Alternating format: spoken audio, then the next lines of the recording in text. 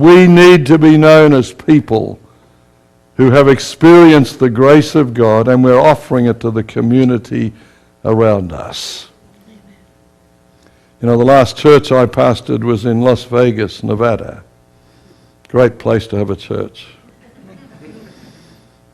Full of very righteous people. It was like an exclusive country club. I'd only been there, I went there out there secretly from Andrews University. I snuck out there one weekend and turned up at the church when nobody knew who I was. They had no idea that the conference was actually offering me the position of being pastor of this church.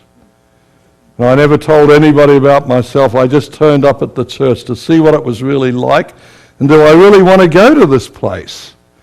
And the elder of the church was standing at the door greeting people. And he heard my accent. And he says to me, "You're not an American." I said, "No, praise God, I'm not." You know? I kept a straight face. "Are you an Australian?" I said, "Incredibly, I am." You know what the next thing he says to me? This is my introduction to the church that I'm thinking of coming to pastor. This is what he says to me. "Does your wife wear a wedding band?" That's my greeting at the church that I'm actually considering being the pastor. I nearly turned away and walked away right then. This is the leading elder of the church. He doesn't know me? I said to him, as a matter of fact, she does. And I said to him, the acid test of your Christianity would be if you came to my country and your wife was with you and you moved into a motel together and she didn't have a wedding band on,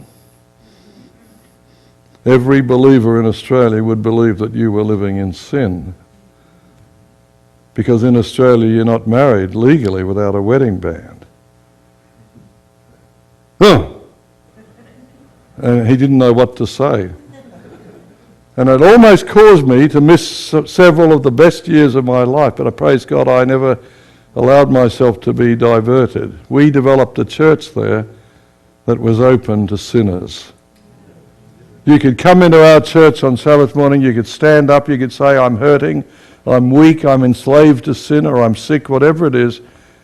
Like the woman that walked in one Sabbath morning, a 70-year-old woman, she raised her hand when I said, "Is there anyone needing ministry here today?" And dozens of hands were going up, but I picked this woman.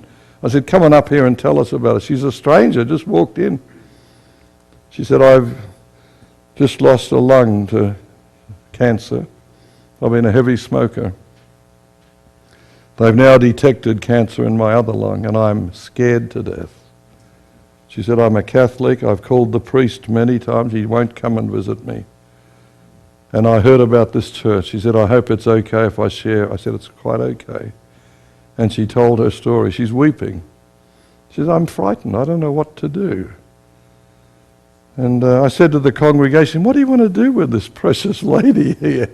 40 people, I'm not exaggerating, 40 people got up out of the pews and came up on the platform in the middle of the church service and put their arms around her and fell on the floor together, knelt around her, prayed for this beautiful woman. You know, I had the privilege of baptizing that woman, and I said to myself, God's manifesting his love here because we're accepting ungodly people and needy people, and we're simply offering them the grace of God, his love, his forgiveness, his power in their lives. How's your faith this evening?